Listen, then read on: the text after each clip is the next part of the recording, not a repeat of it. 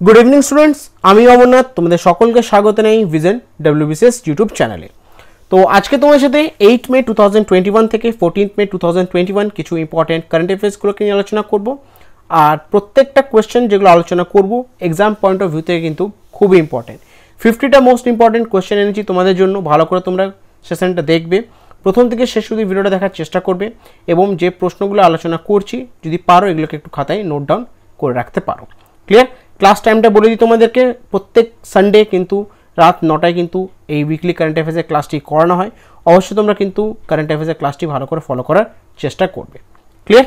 আর একটি সকলের কাছে রিকোয়েস্ট থাকলো, এখনও যারা আমাদের চ্যানেল সাবস্ক্রাইব করোনি অতি অবশ্যই কিন্তু চ্যানেলটি সাবস্ক্রাইব করে দিও এবং পাশে থাকা যে বেল আইকনটি সেটি প্রেস করে দিও। এবং প্রত্যেক দিন প্রত্যেকটা ক্লাসের পিডিএফ এবং নোটিফিকেশন যদি নিয়মভাবে পেতে চাও অবশ্যই তোমরা কিন্তু আমাদের টেলিগ্রাম চ্যানেল জয়েন করতে পারো। টেলিগ্রাম চ্যানেল লিঙ্ক তোমরা কিন্তু ডেসক্রিপশন বক্সের মধ্যে পেয়ে যাবে। বুঝতে পেরেছো? চলো, তো আজকের প্রথম প্রশ্ন দেখে নাও কি আছে। The world red cross and red crescent day is observed annually on which day? তো সারা বিশ্ব জুড়ে ওয়ার্ল্ড রেড ক্রস এবং রেড ক্রিসেন্ট ডেটি সারা বিশ্ব জুড়ে এটি কবে পালন করা হয়? এর কারেক্ট অ্যান্সার হয়ে যাবে অপশন এ, সেটা হচ্ছে 8 মে। তো প্রতি বছর 8 মে সারা বিশ্ব জুড়ে ওয়ার্ল্ড রেড ক্রস এবং রেড ক্রিসেন্ট ডেটি অবজার্ভ করা হয়। ক্লিয়ার? একটু দেখে নিই এর ব্যাপারে। The World Red Cross and Red Crescent Day is observed every year on 8 May. তো প্রতি বছর 8 মে সারা বিশ্ব জুড়ে ওয়ার্ল্ড রেড ক্রস এবং রেড ক্রিসেন্ট ডেটি পালন বা অবজার্ভ করা হয়। ক্লিয়ার? থিম কি ছিল দেখে নাও 2021-এর একবার। Theme 2021 of world red cross and red crescent day is unstoppable. ঠিক আছে, এটা ছিল কি 2021 সালের থিম। অ্যাকচুয়ালি এই থিমটা পুরোটা ছিল টুগেদার উই আর #আনস্টপেবল। এটা ছিল 2021 সালের ওয়ার্ল্ড রেড ক্রস এবং রেড ক্রিসেন্ট ডের থিম। ক্লিয়ার? চলো, পরবর্তী প্রশ্ন দেখে কি আছে। When is world thalassemia day observe?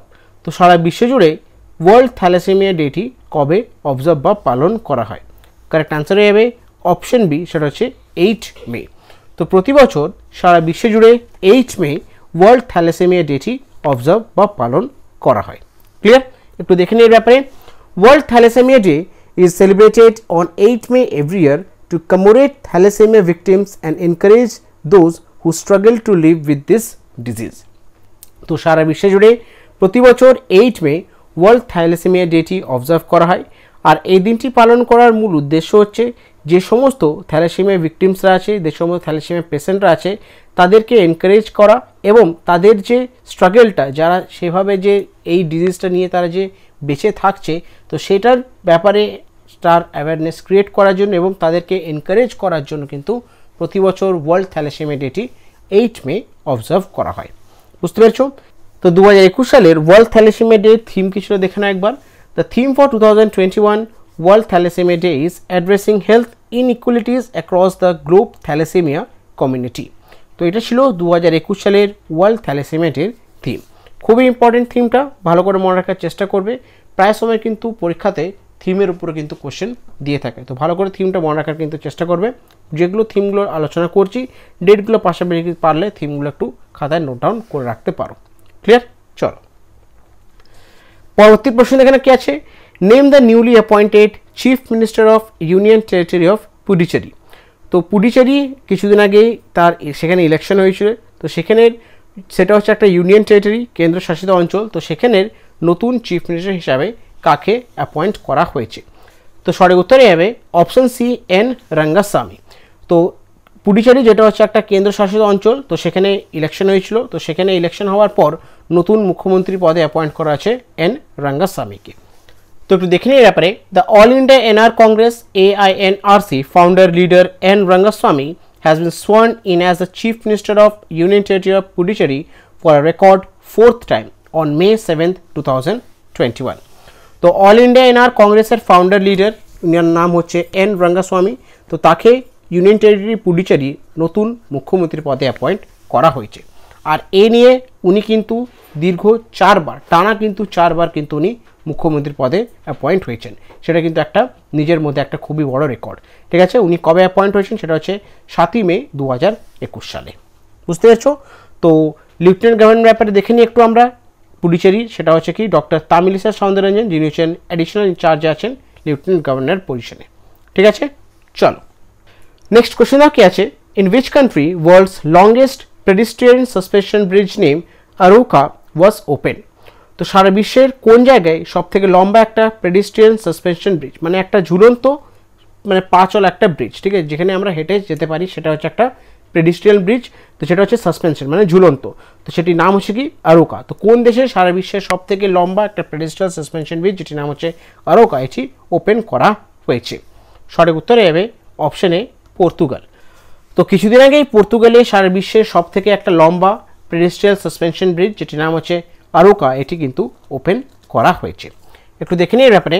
The world longest pedestrial suspension bridge name Arouca was open in Portugal. তো পর্তুগাল যেটা হচ্ছে একটা দেশ, সেখানে সব থেকে পৃথিবীর লম্বা একটা পেডিস্ট্রিয়াল সাসপেনশন ব্রিজ কিন্তু ওপেন করা আছে, সেটির নাম হচ্ছে কি আরোকা। ক্লিয়ার? তো পর্তুগালের ব্যাপারে একটু দেখে নিই আমরা। ক্যাপিটাল হচ্ছে লিসবন, কারেন্সি হচ্ছে ইউরো, প্রেসিডেন্টের নাম হচ্ছে মার্সেলো রেবেলো ডি সোসা এবং প্রাইম মিনিস্টার নাম হচ্ছে অ্যান্টোনিও কোস্টা। ক্লিয়ার? চলো নেক্সট কোয়েশ্চেন দেখানো কি আছে, recently Mahatma Gandhi former personal secretary passed away, name him.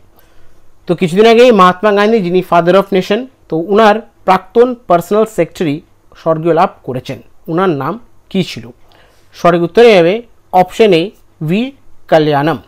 তো ভি কল্যাণম আমাদের মহাত্মা গান্ধীর প্রাক্তন পার্সোনাল সেক্রেটারি ছিলেন। তো উনি কিছুদিন আগে স্বর্গীয় লাভ করেছেন 99 বছর বয়সে। একটু দেখে নিই এর ব্যাপারে। Mahatma Gandhi former personal secretary V Kalyanam died in Chennai due to old related elements. He was 99 years old. তো মহাত্মা গান্ধীর প্রাক্তন পার্সোনাল সেক্রেটারি ভি কল্যাণম, উনি চেন্নাইতে 99 বছর বয়সে বয়স কারণে, ঠিক আছে, মানে বার্ধক্য কারণে উনি স্বর্গলাভ করেছেন। আরেকবার তোমাদেরকে নামটা বলে দিই, মহাত্মা গান্ধীর পার্সোনাল সেক্রেটারি ছিলেন ভি কল্যাণম, 99 বছর বয়সে উনি স্বর্গলাভ করেছেন। ক্লিয়ার? চলো পরবর্তী প্রশ্নটা কি আছে, what is the theme of this year World Migratory Bird Day 2021? তো 2021 সালের ওয়ার্ল্ড মাইগ্রেটরি বার্ড ডের থিম কী ছিল? ক্লিয়ার? তো সঠিক উত্তরে যাবে option A Singh fly soar like a bird. তো প্রতি বছর মে মাসে দ্বিতীয় শনিবার সারা বিশ্ব জুড়ে কিন্তু world migratory bird day celebrate করা হয়। আর 2021 সালে সেটা পড়েছিল কবে? 8ই মে। আর থিম কী ছিল এবছরে? সেটা ছিল সিং ফ্লাই সোয়ার like a bird. Clear? একটু দেখে নিই এর ব্যাপারে। World Migratory Bird Day is officially celebrated on second Saturday of May to raise awareness of migratory bird and the importance of international cooperation to conserve them. তো প্রতি বছর সারা বিশ্ব জুড়ে ওয়ার্ল্ড মাইগ্রেটরি বার্ড ডেটি অফিসিয়াল সেলিব্রেট করা হয় কবে? সেটা হচ্ছে মে মাসের সেকেন্ড শনিবার বা দ্বিতীয় শনিবার কিন্তু এটি প্রতি বছর সেলিব্রেট করা হয়। আর এই দিনটি সেলিব্রেট করার মূল উদ্দেশ্য হচ্ছে to raise awareness of migratory bird, migratory বার্ডের অ্যাওয়ারনেসটাকে ক্রিয়েট করার জন্য, রেজ করার জন্য, এবং the importance of international cooperation to conserve them, এবং মাইগ্রেটরি বার্ডদেরকে কনজার্ভ করার কতটা যে দরকার সেগুলোর ব্যাপারে অ্যাওয়ারনেস বা কোঅপারেশন সংক্রান্ত জিনিসগুলোকে সচেতন করার জন্য, মানুষের প্রতি সচেতন আনার জন্য কিন্তু প্রতি বছর দ্বিতীয় শনিবার কিন্তু সারা বিশ্ব জুড়ে ওয়ার্ল্ড মাইগ্রেটরি বার্ড ডেটি সেলিব্রেট করা হয়। ক্লিয়ার? এবছর সেটা কবে পড়েছিল? This year it fail on 8 May 2021। 2021 সালে সেটা পড়েছিল কবে? 8ই মে। আর থিমটা একবার বলি তোমাদেরকে, sing fly soar like a bird, এটা ছিল 2021 সালের ওয়ার্ল্ড মাইগ্রেটরি বার্ড ডের থিম। ক্লিয়ার? চলো পরবর্তী প্রশ্ন এখানে কি আছে, when is world athletics day observe? তো সারা বিশ্ব জুড়ে ওয়ার্ল্ড অ্যাথলেটিক্স ডেটি কবে অবজার্ভ বা পালন করা হয়? সঠিক উত্তরে যাবে অপশন এ, সেটা হচ্ছে 7ই মে। তো প্রতি বছর 7ই মে সারা বিশ্ব জুড়ে ওয়ার্ল্ড অ্যাথলেটিক্স ডেটি অবজার্ভ বা পালন করা হয়। একটু দেখে নিই এর ব্যাপারে। World athletics day is being celebrated on 7th May to promote participation in sports among the youngster. তো ইয়াংস্টারদের মধ্যে স্পোর্টসের ব্যাপারে পার্টিসিপেশনটার প্রমোশন করার জন্য সারা বিশ্ব জুড়ে প্রতি বছর 7ই মে ওয়ার্ল্ড অ্যাথলেটিক্স ডেটি অবজার্ভ করা যায়। আর এই দিনটির মূল উদ্দেশ্য হচ্ছে পালন করা, সেটা আগেই বললাম, ইয়াংস্টার মানে যুবদের ক্ষেত্রে যাতে তারা স্পোর্টস সাথে পার্টিসিপেট করতে পারে, তো সেগুলোকে প্রমোট করার জন্য, সেটা অ্যাওয়ারনেস ক্রিয়েট করার জন্য কিন্তু প্রতি বছর 7ই মে সারা বিশ্ব জুড়ে ওয়ার্ল্ড অ্যাথলেটিক্স ডেটি অবজার্ভ বা পালন করা হয়। বুঝতে পেরেছো? চলো নেক্সট কোয়েশ্চেন দেখানো কি আছে, the 2021 Spanish Grand Prix was held on 9th May 2021, who has won the game. তো 2021 সালের স্প্যানিশ গ্র্যান্ড প্রিক্স সেটা কবে অনুষ্ঠিত হয়েছিল, সেটা হচ্ছে 9 মে 2021 সালে। তো এই ইভেন্টটা কে জিতেছে? তো সঠিক উত্তরে যাবে অপশন সি, লুইস হ্যামিল্টন। তো 2021 সালের স্প্যানিশ গ্র্যান্ড প্রিক্স যেটি অর্গানাইজ করা হয়েছিল 9th May 2021-এ, তো এই ইভেন্টে জিতলেন হচ্ছেন লুইস হ্যামিল্টন। তো একটু দেখে নিই এর ব্যাপারে। Lewis Hamilton Mercedes Great Britain won the 2021 Spanish Grand Prix held on 9th May 2021। তো লুইস হ্যামিল্টন 2021 সালের স্প্যানিশ গ্র্যান্ড প্রিক্স যেটি 9 মে 2021 সালে অর্গানাইজ হয়েছিল সেটি কিন্তু উনি ইভেন্টটা জিতেছেন। This win is the fifth successful Spanish Grand Prix title of Lewis Hamilton and third win of this season. আর 2021 সালে স্প্যানিশ গ্র্যান্ড প্রিক্স জিতে সে কিন্তু টানা দীর্ঘ 5 বছর ধরে কিন্তু স্প্যানিশ গ্র্যান্ড প্রিক্সটা জিতে আসছেন এবং এই সিজনে সেটা হচ্ছে ওনার থার্ড উইন। ক্লিয়ার? বুঝতে পেরেছো? চলো পরবর্তী প্রশ্ন দেখানো কি আছে, name the female player who has been facilitated with the sport women of the year at 2021 Laureus world sports award. তো 2021 সালে লরেস ওয়ার্ল্ড স্পোর্টস অ্যাওয়ার্ড কোন ফিমেল প্লেয়ারকে sports women of the year title দিয়ে ভূষিত করেছে? সঠিক উত্তরে যাবে অপশন ডি, নাওমি ওসাকা। তো 2021 সালে Laureus world sports award Naomi Osaka, যিনি হচ্ছেন জাপানের একজন ফিমেল টেনিস প্লেয়ার, তো তাকে sports women of the year অ্যাওয়ার্ডটি দিয়ে বা টাইটেলটি দিয়ে ওনাকে ফেসিলিটেট করা হয়েছে। একটু দেখে নিই এর ব্যাপারে। World number 2 tennis player Naomi Osaka of Japan has been named Sportswoman of the Year at 2021 Laureus world sports award. তো ওয়ার্ল্ড নাম্বার সেকেন্ড, দ্বিতীয় ওয়ার্ল্ড নাম্বার কিন্তু উনি টেনিস প্লেয়ার, উনি হচ্ছেন নাওমি ওসাকা, জাপানের উনি প্লেয়ার। তো উনাকে 2021 সালে লরেস ওয়ার্ল্ড স্পোর্টস অ্যাওয়ার্ড উনাকে sports women of the year অ্যাওয়ার্ডটি দিয়ে বা টাইটেলটি দিয়ে ওনাকে ভূষিত বা সম্মানিত করেছে। ক্লিয়ার? তো জাপানের ব্যাপারে একটু দেখে নিই আমরা। ক্যাপিটাল হচ্ছে টোকিও, ন্যাশনাল ল্যাঙ্গুয়েজ হচ্ছে জাপানিজ, কারেন্সি হচ্ছে জাপানিজ ইয়েন এবং প্রাইম মিনিস্টার নাম হচ্ছে ইয়োশিহিদে সুগা। ক্লিয়ার? চলো নেক্সট কোয়েশ্চেন এখানে কি আছে, who has been sworn in as new chief minister of Assam to replace Sarbananda Sonowal. তো কিছুদিন আগেই আসামে কিন্তু ইলেকশন হয়েছে, তো সেখানে কিন্তু নতুন চিফ মিনিস্টার পদে, আসামের নতুন চিফ মিনিস্টার পদে কাকে অ্যাপয়েন্ট করা হয়েছে, আর এর আগে কে ছিলেন, উনি হচ্ছে সর্বানন্দ সোনোয়াল। তো ওনাকে রিপ্লেস কে করলেন, কোন মুখ্যমন্ত্রী এসে সর্বানন্দ সোনোয়ালকে রিপ্লেস করেছেন? সঠিক উত্তরে যাবে অপশন বি, হিমন্ত বিশ্ব শর্মা। তো হিমন্ত বিশ্ব শর্মা আসামের নতুন প্রধানমন্ত্রীর পদে উনি শপথ গ্রহণ করলেন এবং উনি সর্বানন্দ সোনোয়ালকে রিপ্লেস করেছেন। ক্লিয়ার? তো একটু দেখে নিই এর ব্যাপারে। Himanta Biswa Sarma has been named as a new chief minister of Assam on May 8, 2021। তো 8 মে 2021 সালে আসামের নতুন মুখ্যমন্ত্রী পদে শপথ গ্রহণ করলেন হিমন্ত বিশ্ব শর্মা। উনি কিন্তু সর্বানন্দ সোনোয়ালকে রিপ্লেস করেছেন। He will replace incumbent Sarbananda Sonowal. Sarma will take in charge of the office with effect from 10th May 2021। আর উনি সর্বানন্দ সোনোয়াল যিনি আগে মুখ্যমন্ত্রী ছিলেন আসামে, তো ওনাকে রিপ্লেস করলেন এবং 10 মে 2021 সাল থেকে ওনার কিন্তু কার্যকারী শুরু হয়েছে। ক্লিয়ার? তো আসামের ব্যাপারে একটু দেখে নিই আমরা। ক্যাপিটাল হচ্ছে দিসপুর, চিফ মিনিস্টার নাম হচ্ছে হিমন্ত বিশ্ব শর্মা এবং গভর্নর নাম হচ্ছে বনওয়ারিলাল পুরোহিত। ক্লিয়ার? চলো নেক্সট কোশ্চেন এখানে কি আছে, which player has clinched the 2021 Madrid open women's single title. তো 2021 সালের মাদ্রিদ ওপেন উমেন্স সিঙ্গল টাইটেলটি কোন প্লেয়ার বা কে জিতেছেন? তো সঠিক উত্তরে যাবে অপশন ডি, আরিয়ানা সাবালেঙ্কা। তো 2021 সালের Madrid open women's single title জিতেছেন আরিয়ানা সাবালেঙ্কা। একটু দেখে নিয়ে ব্যাপারে।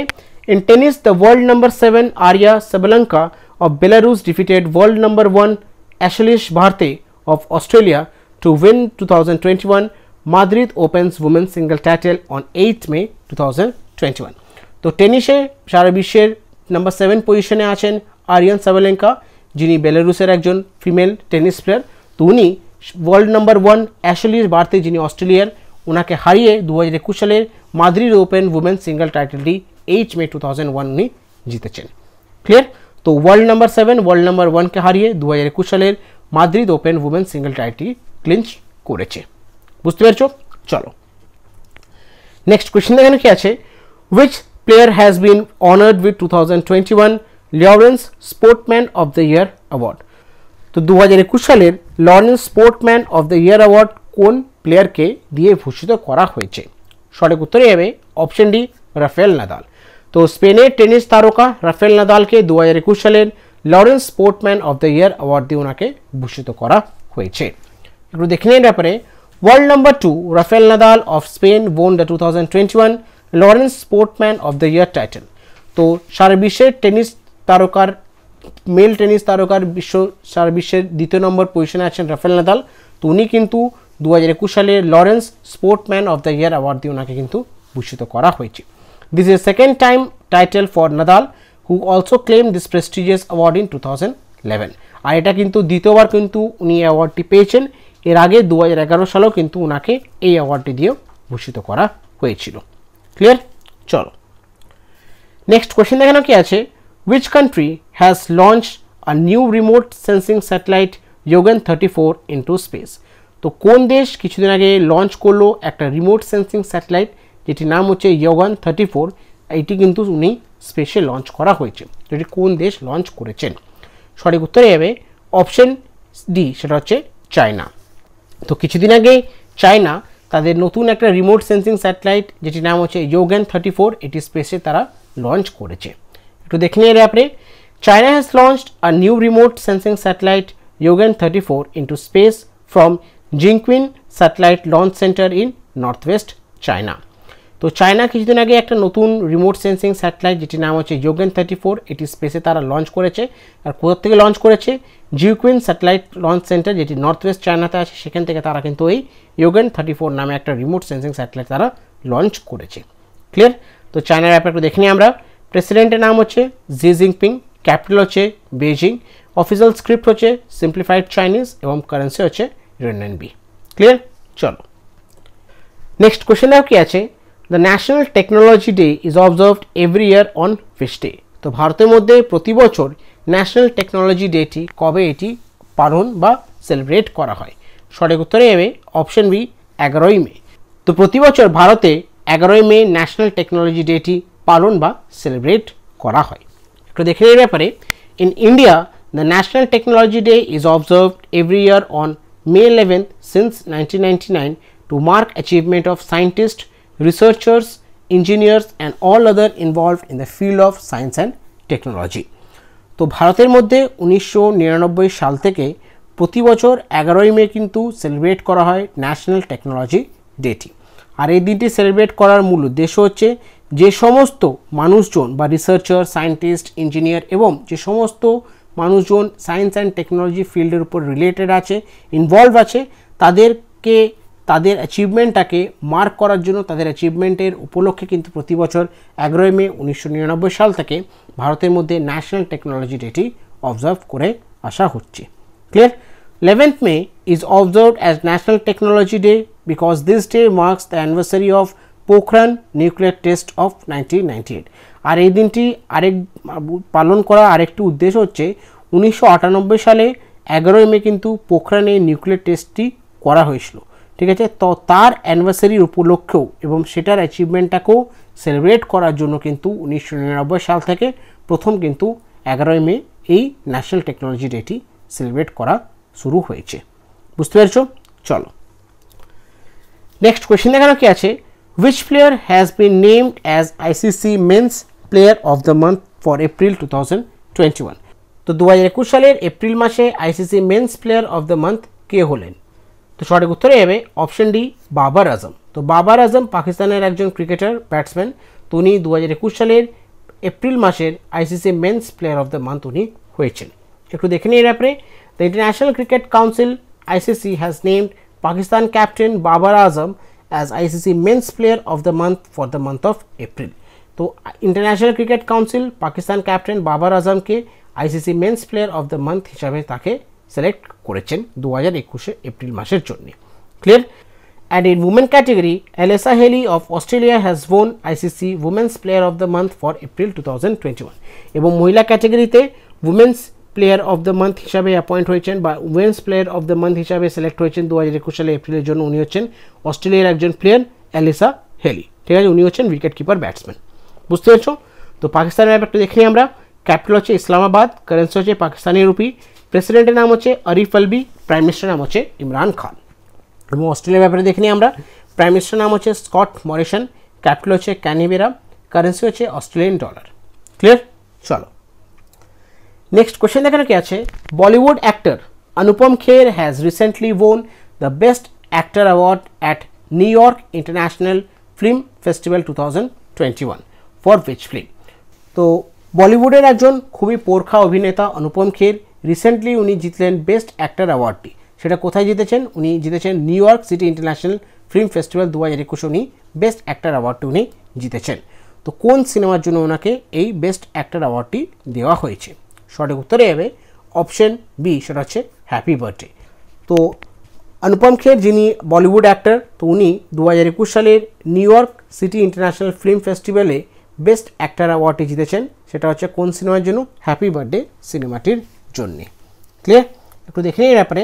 veteran actor Anupam Kher has won the Best Actor Award at New York City International Film Festival 2021 for his performance in a short film Happy Birthday. তো veteran actor Anupam Kher জিতলেন best actor অ্যাওয়ার্ডটি। সেটি কোথায়? New York City international film festival 2021-এ। তো এটা একটা short film যেটির নাম হচ্ছে হ্যাপি বার্থডে। তো সেখানে বেস্ট অ্যাক্টিংয়ের জন্য কিন্তু ওনাকে বেস্ট অ্যাক্টর অ্যাওয়ার্ডটি দিয়ে ভূষিত করা হয়েছে। বুঝতে পেরেছো? চলো নেক্সট কোয়েশ্চেন এখানে কি আছে, which among the following tennis player has claimed 2021 Madrid open men's single tennis title? তো ইনাদের মধ্যে কোন পুরুষ জিতেছে 2021 সালের মাদ্রিদ ওপেন মেন্স সিঙ্গল টাইটেলটি? সঠিক উত্তরে হবে অপশন বি, আলেকজান্ডার জেভরেভ। তো আলেকজান্ডার জেভরেভ 2021 সালের Madrid open men's single tennis টাইটেলটি উনি জিতেছেন। তো একটু দেখে নিয়ে আপনি, in tennis, German player Alexander Zverev defeated Italy's Matteo Berrettini in final 6-7, 6-4, 6-3 to win the 2021 Madrid Open men's single title. তো জার্মান প্লেয়ার আলেকজান্ডার জেভরেভ ডিফিট করলেন ইটালির ম্যাটেরো বেটেটিনিকে 6-7, 6-4, 6-3 দিয়ে 2021 সালের মাদ্রিদ ওপেন সিঙ্গল টেনিস টাইটেলটি উনি জিতেছেন। ঠিক আছে? তো ইটালির প্লেয়ার আলেকজান্ডার জেভরেভ কিন্তু 2021 সালের Madrid open men single tennis টাইটেলটি উনি জিতেছেন। ক্লিয়ার? তো জার্মানির ব্যাপারটা একটু দেখে নিই আমরা। ক্যাপিটাল হচ্ছে বার্লিন, কারেন্সি হচ্ছে ইউরো, প্রেসিডেন্টের নাম হচ্ছে ফ্র্যাঙ্ক ওয়াল্টার স্টেনমিয়ার। আর ইটালির ব্যাপারে দেখে নিই আমরা, প্রেসিডেন্ট হচ্ছেন সার্জিও ম্যাটেরেলা, প্রাইম মিনিস্টার নাম হচ্ছে মারিও দ্রাগি, ক্যাপিটাল হচ্ছে রোম এবং কারেন্সি হচ্ছে ইউরো। ক্লিয়ার? চলো নেক্সট কোয়েশ্চেন এখানে কি আছে, The International Day of Armenia is marked on which day? তো ইন্টারন্যাশনাল ডে অফ আর্মেনিয়া কোন দিন এটি পালন করা হয়েছিল? সঠিক উত্তরে হবে অপশন এ 10 মে। এবছর থেকে 2021 সালে 10 মে থেকে কিন্তু এবছর থেকেই ইন্টারন্যাশনাল ডে অফ আর্মেনিয়াটি সেলিব্রেট করা হচ্ছে। আর এটি ছিল এই বছরের প্রথম শুরুয়াত, এবছর থেকে কিন্তু এটি শুরু হয়েছে। বুঝতে পারছো? তো একটু দেখে নিয়ে তারপরে, the inaugural international day of Armenia was observed on 10th May 2021। তো 2021 সালের 10th মে সেটা ছিল ইন্টারন্যাশনাল ডে অফ আর্মেনিয়া। আর এটি এবছর কিন্তু শুরু হয়েছে, আর এবছর থেকে কিন্তু প্রতি বছর কিন্তু এটি সেলিব্রেট করা হবে 10th মে। এটা কিন্তু একটা ইউনাইটেড নেশন দ্বারা নির্ধারিত করা একটি দিন। ক্লিয়ার? চলো নেক্সট কোয়েশ্চেন এখানে কি আছে, when is international nurse day celebrated? তো সারা বিশ্ব জুড়ে আন্তর্জাতিক নার্স ডেটি কবে সেলিব্রেট বা পালন করা হয়? সঠিক উত্তরে যাবে অপশন সি, 12ই মে। তো প্রতি বছর 12 মে সারা বিশ্ব জুড়ে ইন্টারন্যাশনাল নার্স ডেটি সেলিব্রেট বা পালন করা হয়। ক্লিয়ার? তো একটু দেখে নিয়ে ব্যাপারে, the international nurse day is celebrated on 12th May every year to mark the contribution and hard working of nursing staff around the world. তো সারা বিশ্ব জুড়ে ইন্টারন্যাশনাল নার্সেস ডেটি অবজার্ভ করা হয় 12th মে। আর এই দিনটি পালন করার মূল উদ্দেশ্য হচ্ছে যে সমস্ত সারা বিশ্বের নার্সিং স্টাফ আছে তাদের কন্ট্রিবিউশন, তাদের হার্ড ওয়ার্কটাকে সম্বর্ধনা জানানোর জন্য কিন্তু প্রতি বছর 12ই মে ইন্টারন্যাশনাল বা আন্তর্জাতিক নার্সেস ডেটি অবজার্ভ করা হয়। Clear? The international nurses day mark the birth anniversary of nursing pioneer Florence Nightingale who was born on 12th May 1820। আর ইন্টারন্যাশনাল নার্সেস ডেটি পালন করার আরেকটি উদ্দেশ্য হচ্ছে কারণ 12ই মে 1820 সালে ফ্লোরেন্স নাইটিঙ্গেলের জন্ম হয়েছিল।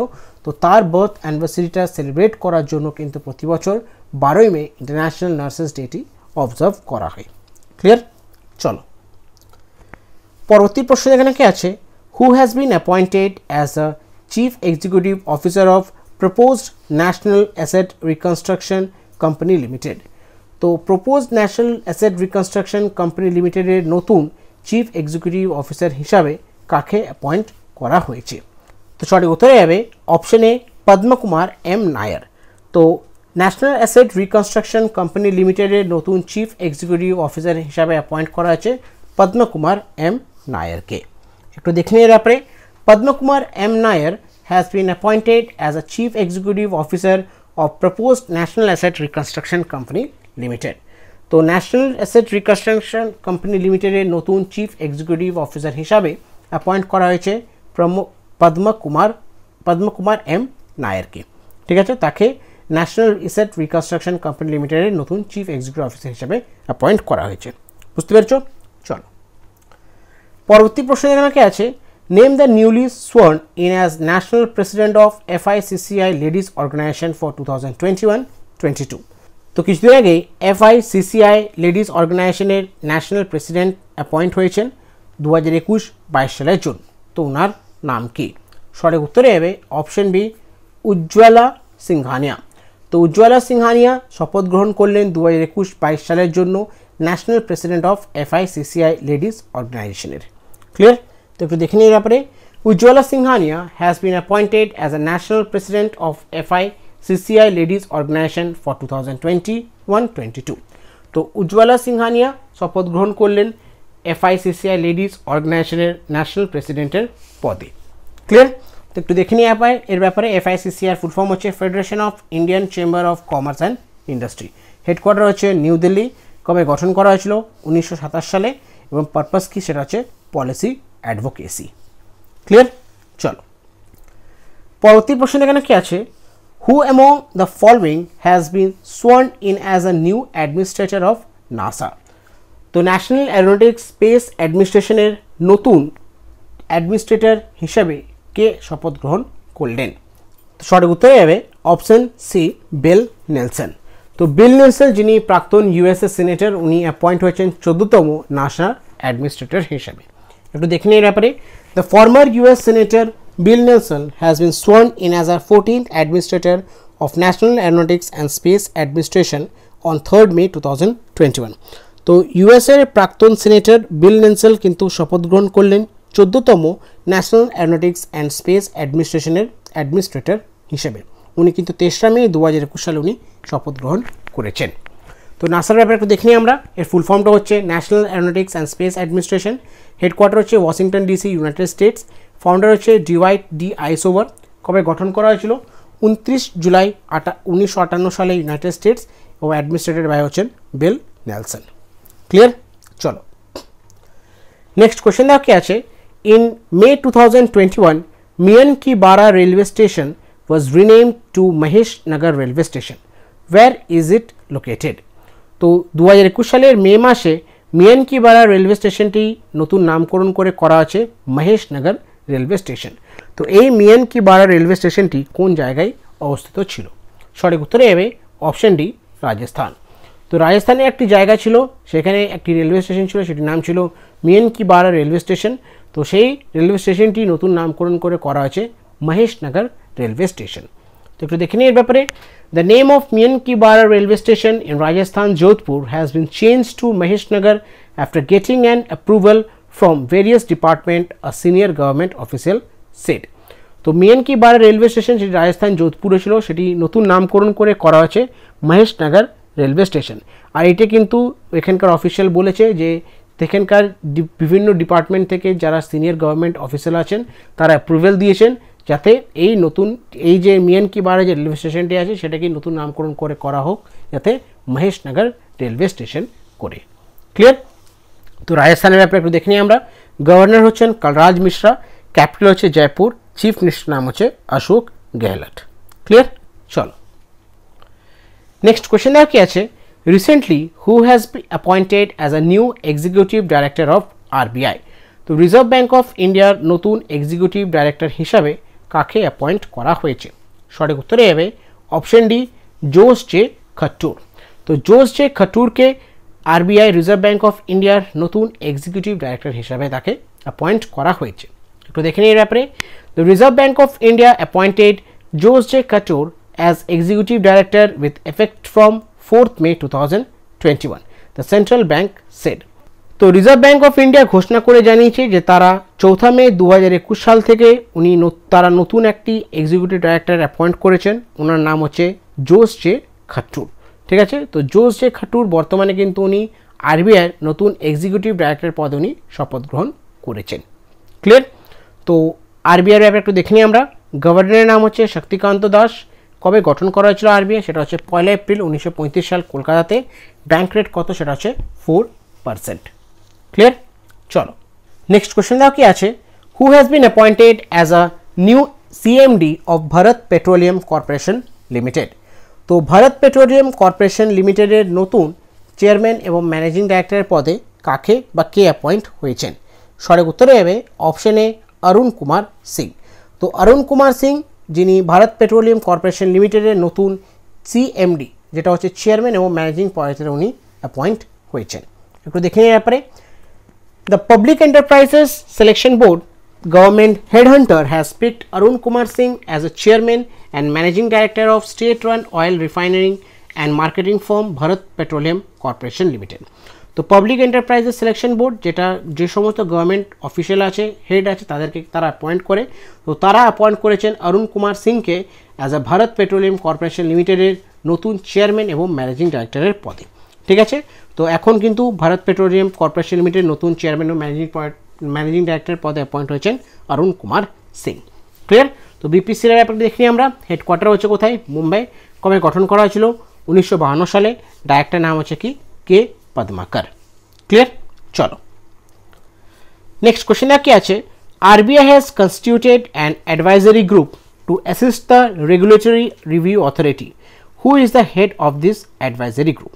তো রিজার্ভ ব্যাঙ্ক অফ ইন্ডিয়া একটা নতুন অ্যাডভাইজারি গ্রুপ তারা গঠন করেছেন যাতে রেগুলেটরি রিভিউ অথরিটি RRA 2.0 তারা যাতে অ্যাসিস্ট করতে পারে। তো এই অথরিটির বা এই যে অথরিটিটি গঠন করা আছে, অ্যাডভাইজারি যে গ্রুপটি গঠন করা আছে, এই অ্যাডভাইজারি গ্রুপের হেড কে? তো সঠিক উত্তরে হবে অপশন ডি এস জানকিরামান। তো রিজার্ভ ব্যাঙ্ক অফ ইন্ডিয়া একটা অ্যাডভাইজারি গ্রুপ তারা গঠন করেছে যাতে তারা অ্যাসিস্ট করতে পারে রেগুলেটরি রিভিউ অথরিটি, যাতে তারা অ্যাসিস্ট করতে পারে। তো এই অ্যাডভাইজারি গ্রুপের হেড হিসাবে অ্যাপয়েন্ট করা আছে এস জানকিরামানকে। তো একটু দেখে নিই ব্যাপারে।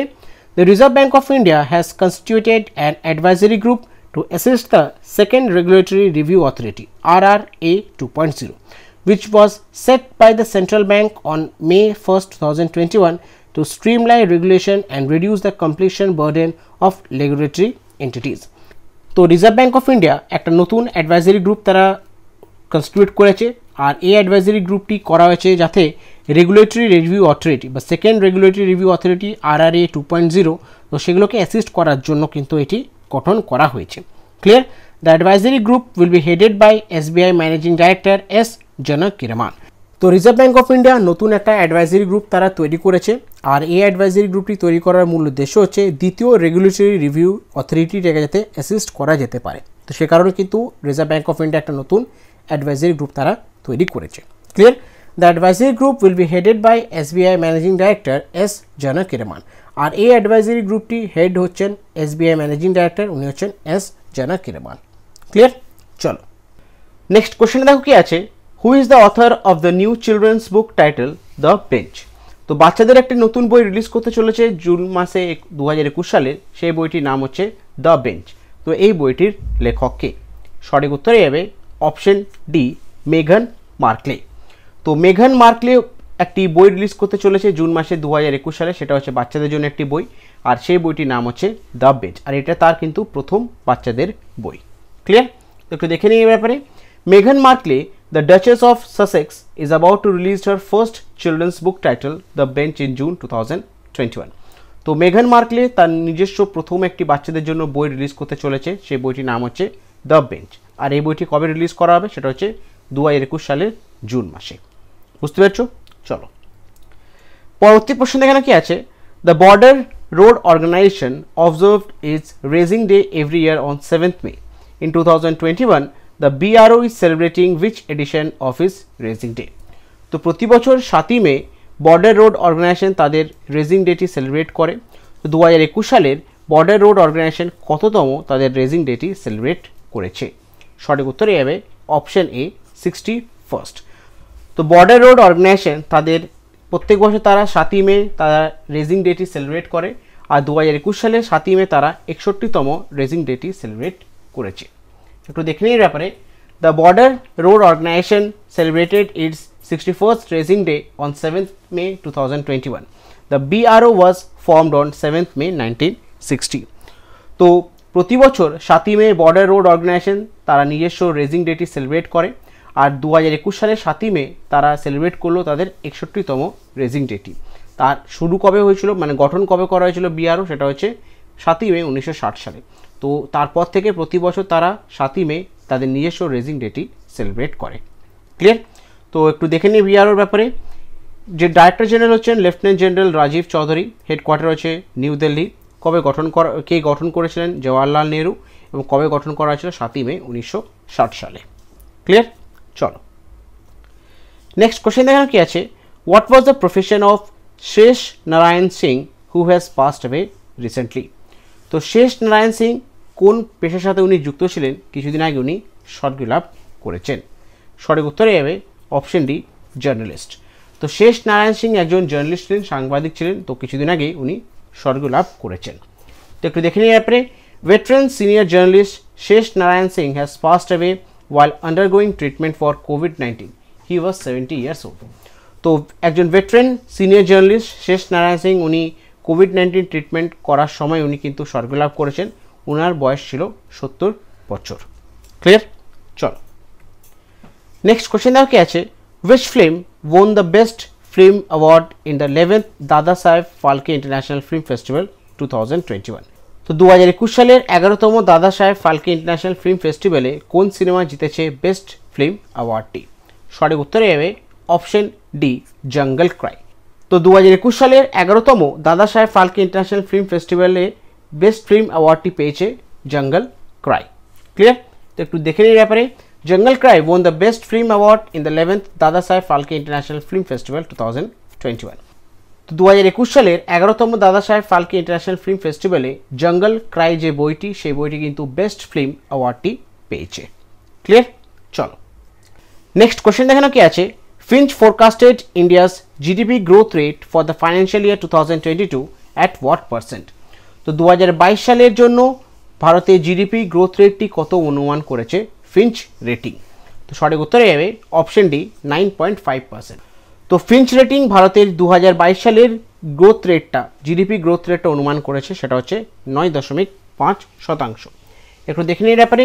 Fitch forecasted India's GDP growth rate for financial year 2022 at 9.5% due to the sudden and steep surge in number of COVID-19 cases.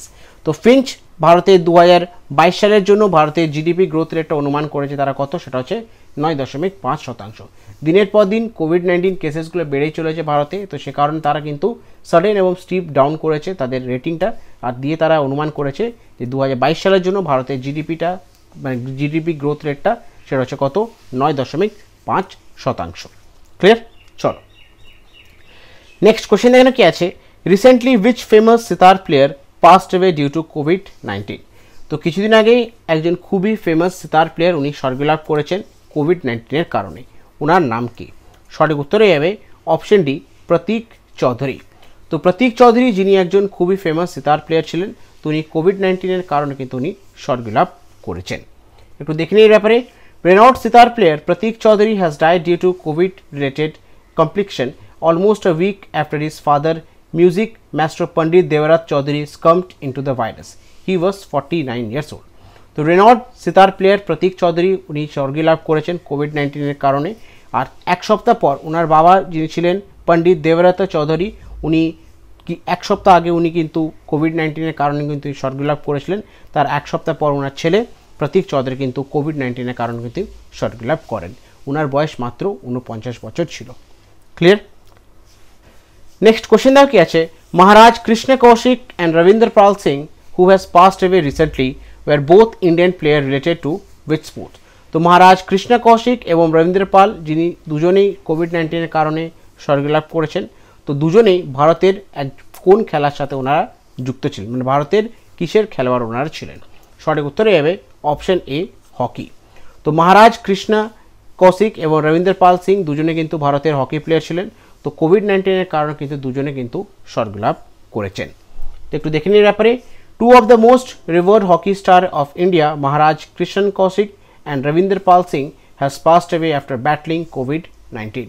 তো দুটো ভারতের হকি স্টার প্লেয়ার, ওনাদের নাম হচ্ছে মহারাজ কৃষ্ণ কৌশিক এবং রবীন্দ্র পাল সিং, দুজনে কিন্তু কোভিড-19 কারণে কিন্তু দুজনেই স্বর্গলাভ করেছেন। ক্লিয়ার? নেক্সট কোশ্চেন দাও কি আছে, the book title elephant in the womb is a debut book by which Indian celebrity? তো বলিউডের কোন অভিনেতা তার নিজস্ব প্রথম একটি বই লিখেছেন, সেই বইটির নাম হচ্ছে এলিফ্যান্ট ইন দ্য ওম। তো সেই সেলিব্রিটির নাম কি?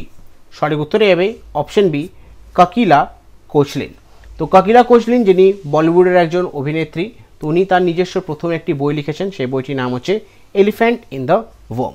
তো একটু দেখে নিই ব্যাপারে, Bollywood actress Kalki Koechlin is making her debut as an author with the first book titled Elephant in the Womb. তো বলিউডের অভিনেত্রী কাকিলা কোচলিন তার নিজের একটি বই লিখেছেন, প্রথম বই এটি ওনার, আর এই বইটির নাম হচ্ছে elephant in the womb. Clear? চলো নেক্সট কোশ্চেন দেখেন কি আছে, recently foreign minister of India, France and Australia are set to hold a first trilateral meet in which city to strengthen maritime security? তো রিসেন্টলি তিনটি দেশের foreign minister, ভারত, France এবং Australia, তারা প্রথম একটা ট্রাইল্যাটারাল মিট আপ করবে, একটা মিটিং করা হবে, ট্রাইল্যাটারাল মিট আপ। তো এটি মারিন টাইম সিকিউরিটিকে স্ট্রেংথেন করার জন্য, শক্ত করার জন্য কিন্তু এটি করা হবে। তো কোন শহরে এটি প্রথমবার কিন্তু এটি অর্গানাইজ করা হবে? সঠিক উত্তরে হবে অপশন ডি নিউ দিল্লি।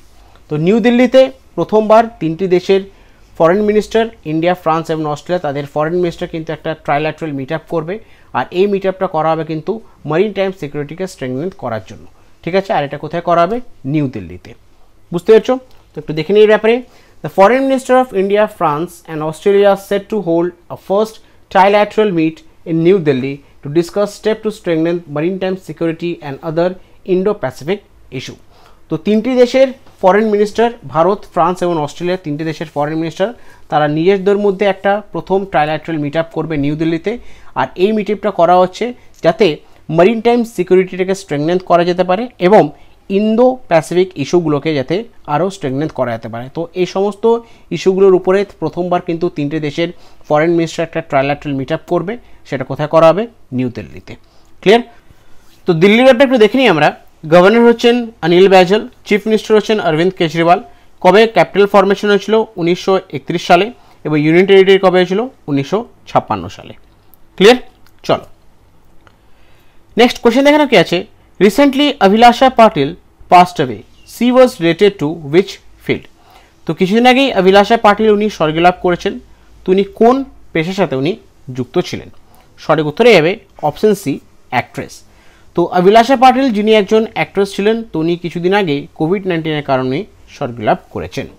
একটু দেখে নিয়ে ব্যাপারে, actress Abhilasha Patil who features in the film like good news, Badrinath Ki Dulhania and Chhichhore passed away due to COVID-19 complication.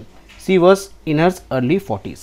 তো অ্যাক্ট্রেস অভিলাষা পাটিল যিনি কিছু ভালো ভালো সিনেমা করেছেন, যেমন গুড নিউজ, বদ্রীনাথকে দুলহানিয়া এবং ছিচোড়ে, এই সমস্ত বই উনি করেছেন। তো উনি কোভিড-19 কারণে মাত্র 40 বছর বয়স উনি স্বর্গলাভ করেছেন। ক্লিয়ার? নেক্সট কোশ্চেন দেখানো কি আছে, recently which organisation set up কোভিড-19 ম্যানেজমেন্ট সেল? তো কোন অর্গানাইজেশনের দ্বারা কোভিড-19 ম্যানেজমেন্ট সেল সেট আপ করা হয়েছে? সঠিক উত্তরে যাবে অপশন এ ইন্ডিয়ান আর্মি। তো ভারতের সেনার দ্বারা কোভিড-19 ম্যানেজমেন্ট সেল কিন্তু সেট আপ করা হয়েছে। একটু দেখে নিই ব্যাপারে, the Indian army has set up and কোভিড-19 management cell to bring in gather efficiency in coordinating real time response to address the exponential rise in covid cases across the country.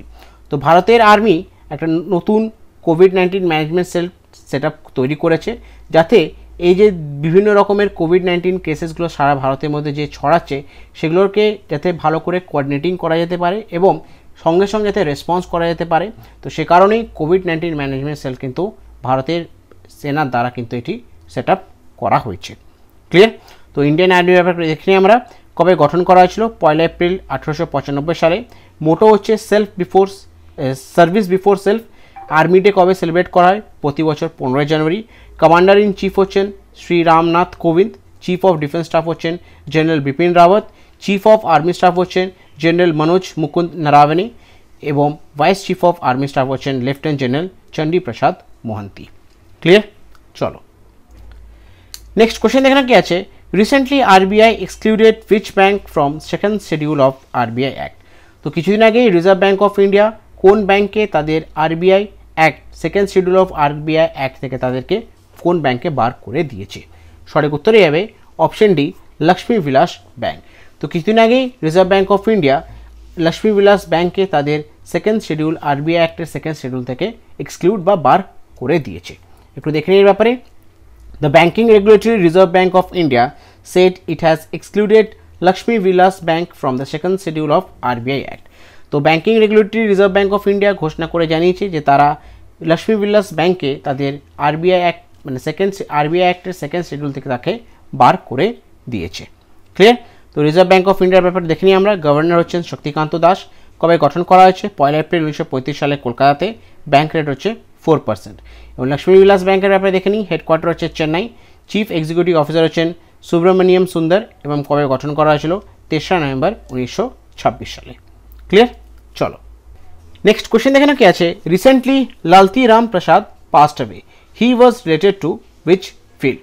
তো কিছুদিন আগে লালতি রাম প্রসাদ স্বর্গ লাভ করেছেন, তো উনি কোন ফিল্ডের সাথে উনি যুক্ত ছিলেন? সঠিক উত্তরে যাবে অপশন এ, ফ্রিডম ফাইটার। তো লালতি রাম প্রসাদ একজন ফ্রিডম ফাইটার ছিলেন, তো উনি 100 বছর বয়স উনি স্বর্গ লাভ করেছেন। তো একটু দেখে নিই এর ব্যাপারে। Freedom fighter and veteran of ইস্টওয়েল Indian national army Lalti Ram Prasad passed away, he was 100 years old. তো একজন ফ্রিডম ফাইটার এবং ভেটেরান ইস্টওয়েল ইন্ডিয়ান আর্মির, তো ওনার নাম হচ্ছে লালতি রাম, তো উনি স্বর্গ লাভ করেছেন 100 বছর বয়সে। ক্লিয়ার? নেক্সট কোশ্চেন দেখেন কি আছে। As per latest GDP growth projection of Nomura, the Indian economy is expected to grow at what % in the financial year 2021-22? তো নোমুরা অনুযায়ী ভারতের 2021-22 সালের জন্য জিডিপি গ্রোথ রেট কত তারা প্রজেক্ট করেছে? তো নোমুরা 2021-22 সালের জন্য ভারতের জিডিপি গ্রোথ রেটটা কত তারা প্রজেক্ট করেছে? তো সঠিক উত্তরে যাবে অপশন ডি, 10.8%। তো নোমুরা ভারতের জিডিপি গ্রোথ রেটটা প্রজেকশন করেছে, সেটা কত? 10.8% 2021-22 সালের জন্য। তো একটু দেখে নিয়ে ব্যাপারে।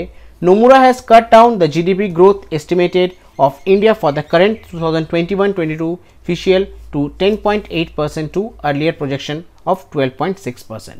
তো নোমুরা ভারতের 2021-22 সালের জন্য আগে তারা প্রেডিক্ট করেছিল 12.6% জিডিপি গ্রোথ রেটটা, বাট কোভিড-19 কেসেসে বাড়ার কারণে তারা কিন্তু কমিয়ে সেটাকে প্রেডিক্ট করেছে 10.8%। ঠিক আছে? 2021-22 সালের জন্য নোমুরা আগে প্রেডিক্ট করেছিল 12.6%, বাট এখন তারা কি করেছে? কমিয়ে সেটা করেছে কত? 10.8%। বুঝতে পেরেছো? চলো নেক্সট কোশ্চেন দেখে কি আছে। What is the latest GDP growth rate estimated for India in fiscal year by Moody's? তো 2022 সালের জন্য মুডিজ দ্বারা ভারতের জিডিপি গ্রোথ রেটটা কত এস্টিমেটেড করা হয়েছে? সঠিক উত্তরে যাবে অপশন ডি, 9.3%। তো মুডি ভারতের 2022 সালের জন্য জিডিপি গ্রোথ রেটটা এস্টিমেট করেছে, সেটা হচ্ছে কত? 9.3%। একটু দেখে নিই এর ব্যাপারে। The rating agency moody has cut the gross domestic product forecast of India for the fiscal year 2022 to 9.3%. Earlier this rate was projected at 13.7%.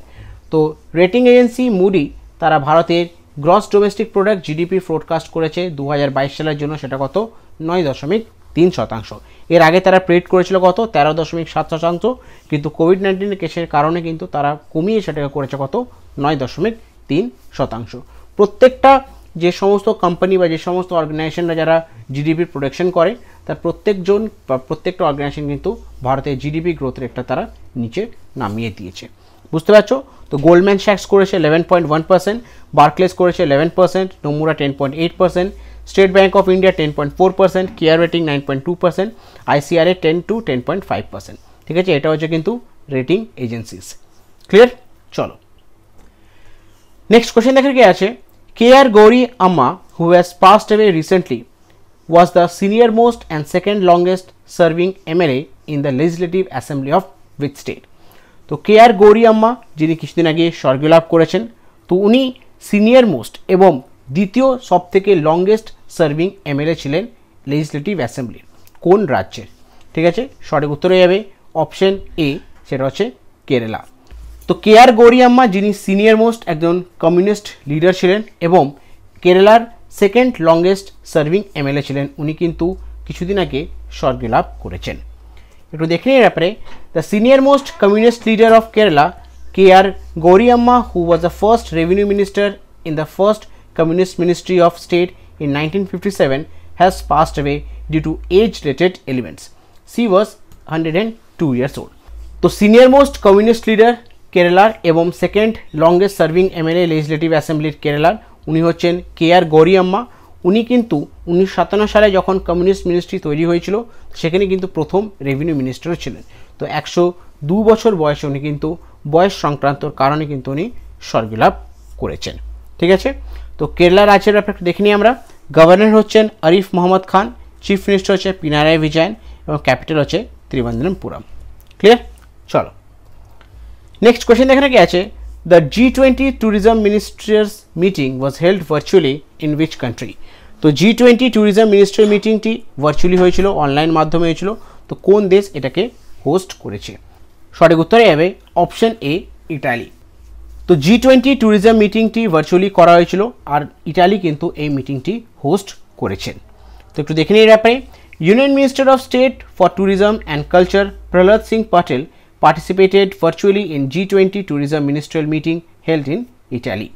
তো আমাদের union minister of state for tourism and culture Prahlad Singh Patel উনি কিন্তু virtually G20 tourism minister মিটিংটি উনি participate করেছিলেন বা উনি ভারতের তরফ থেকে প্রতিনিধিত্ব করেছিলেন। আর এই মিটিংটি অর্গানাইজ করেছিল বা হোস্ট করেছিল কোন দেশ? সেটা হচ্ছে ইটালি। ক্লিয়ার? তো ইটালির ব্যাপারে একটু দেখে নিই আমরা। ক্যাপিটাল হচ্ছে রোম, কারেন্সি হচ্ছে ইউরো, প্রেসিডেন্টের নাম হচ্ছে সার্জিও ম্যাচেরেলা এবং প্রাইম মিনিস্টার হচ্ছেন মারিও দ্রাঘি। ক্লিয়ার? চলো নেক্সট কোয়েশ্চেন দেখে কি আছে। উইচ কোম্পানি লঞ্চ সাবধান রহে সেফ রহে a public awareness campaign on financial fraud risk? তো কোন কোম্পানি দ্বারা সাবধান রহে সেফ রহে একটা financial fraud risk public awareness campaign launch করা হয়েছে? সঠিক উত্তরে যাবে অপশন ডি, বাজাজ ফিনসার্ভ। তো বাজাজ ফিনসার্ভ একটা পাবলিক অ্যাওয়ারনেসের ক্যাম্পেইন ফাইন্যান্সিয়াল ফ্রড রিস্কের উপরে লঞ্চ করেছে। সেই ক্যাম্পেইনটির নাম হচ্ছে সাবধান রহে সেফ রহে। তো একটু দেখে নিই ব্যাপারে।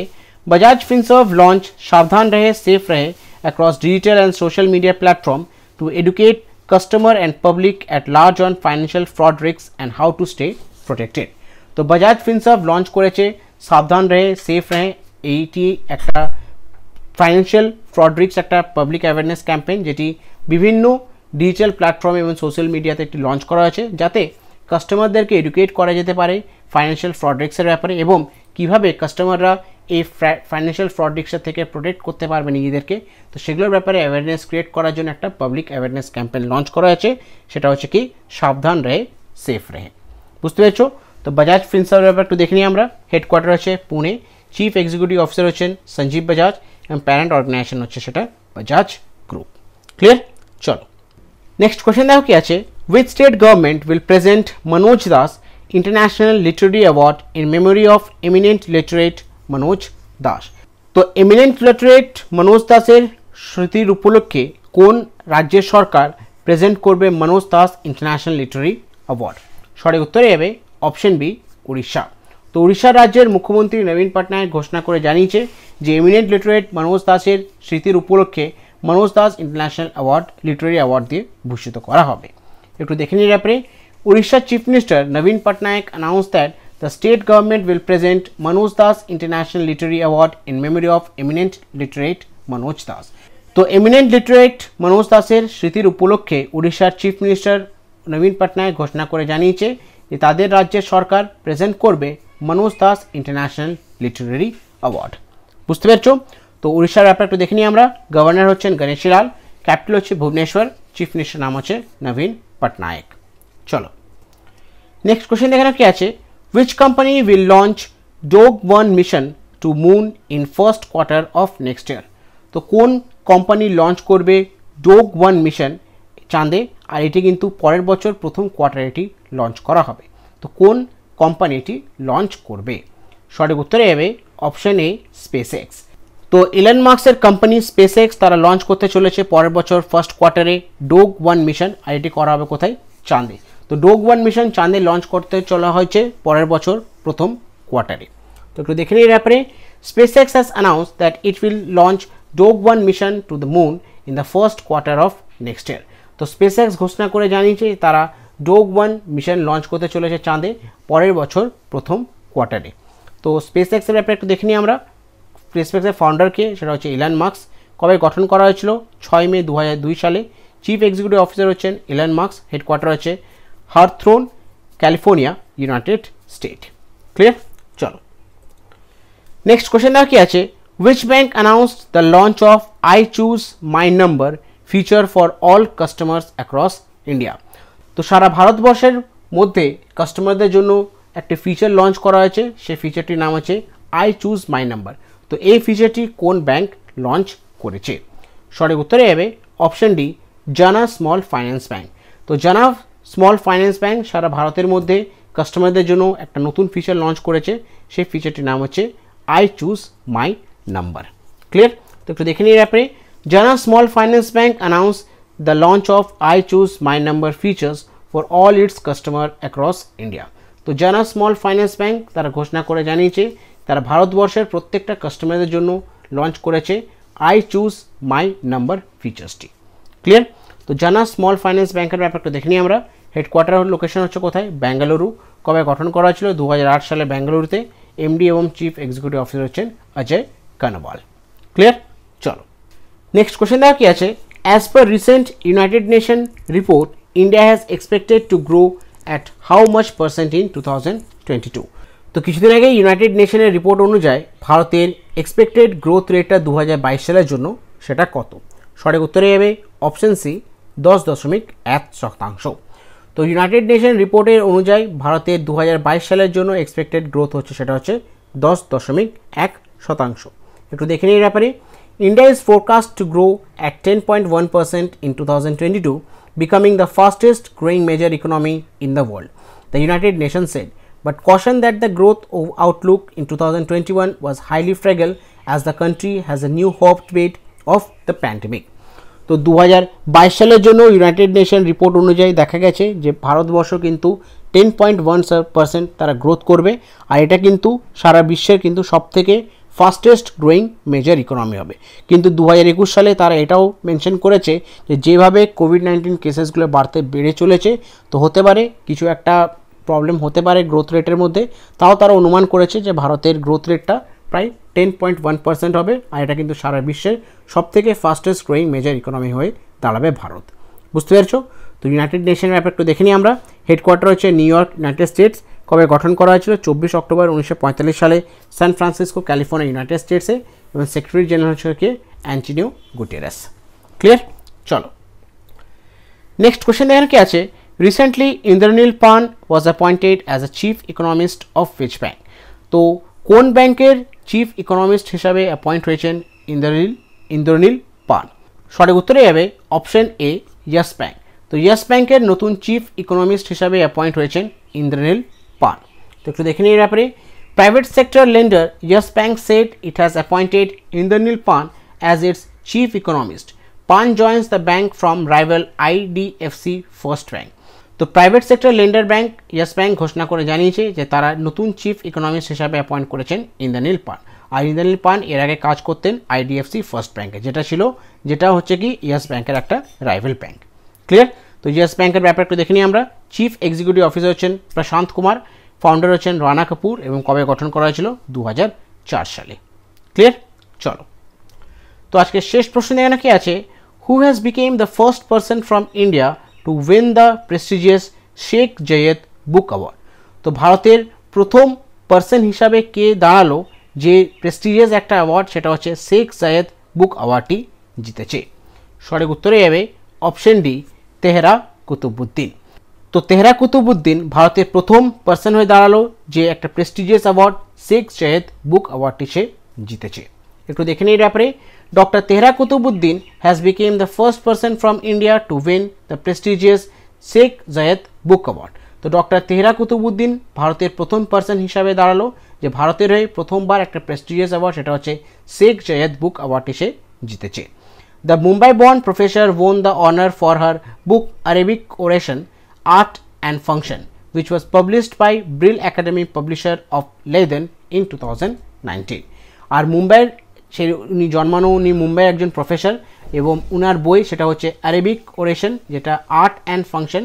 এই বইটি 2019 সালে ব্রিল একাডেমিক পাবলিশার দ্বারা প্রকাশিত করা হয়েছিল। তো এই বইটির জন্য সে কিন্তু এই বছর জিতেছে শেখ জায়েদ বুক অ্যাওয়ার্ডটি, যেটা ভারতের কিন্তু প্রথমবার উনি কিন্তু এই অ্যাওয়ার্ডটি জিতেছেন। ক্লিয়ার? তো এগুলো ছিল টপ 50 এই উইকের কারেন্ট অ্যাফেয়ার্সের কোশ্চেন, যেগুলো তোমাদের সাথে আলোচনা করলাম। আশা করছি প্রত্যেকটা কোশ্চেন তোমরা বুঝতে পেরেছো। যদি তোমাদের কোনো ডাউট থাকে তোমরা কমেন্ট বক্সে কমেন্ট করে জানাবে, তোমাদের ডাউটটাকে আমি ক্লিয়ার করে দেবো। একটা রিকোয়েস্ট থাকবে তোমাদের সকলের কাছে, যদি তোমরা টাইম পাও এগুলোকে একবার খাতায় নোট ডাউন করে রাখতে পারো, কারণ প্রত্যেকটা কোশ্চেন কিন্তু এক্সাম পয়েন্ট অফ ভিউ থেকে খুবই ইম্পর্টেন্ট। একদম সিলেক্টেড কোশ্চেন নেওয়া হয়েছে এই উইকের পুরো, আর প্রত্যেকটা কোশ্চেন কিন্তু খুবই গুরুত্বপূর্ণ। ক্লিয়ার? আর একটা রিকোয়েস্ট করবো, যারা এখন আমাদের টেলিগ্রাম চ্যানেল জয়েন করোনি তারা অতি অবশ্যই কিন্তু ডেসক্রিপশন বক্সে লিঙ্ক দেওয়া থাকবে, সেখান থেকে লিঙ্ক ক্লিক করলে তোমরা টেলিগ্রাম চ্যানেল জয়েন করে নাও। প্রত্যেকটা ক্লাসের পিডিএফ নোটিফিকেশন পেতে হলে তোমরা কিন্তু টেলিগ্রাম চ্যানেল অবশ্যই জয়েন করো। বুঝতে পেরেছো? তো আজকের ক্লাসটা আমি এখানে শেষ করছি। তোমাদের সকলের কাছে একটা রিকোয়েস্ট থাকবে, ক্লাসটাকে প্লিজ লাইক করো, নিজের বন্ধুবান্ধব গ্রুপসের মধ্যে ক্লাসটাকে শেয়ার করে দাও, এবং এখনও যারা চ্যানেলটি সাবস্ক্রাইব করোনি তারা অতি অবশ্যই চ্যানেলটি সাবস্ক্রাইব করে দাও এবং পাশে থাকা যে বেল আইকনটি সেটি প্রেস করে দাও। যখনই কোনো ভিডিও আপলোড হবে চ্যানেলে তোমাদের কাছে নোটিফিকেশন চলে যাবে। Thank you.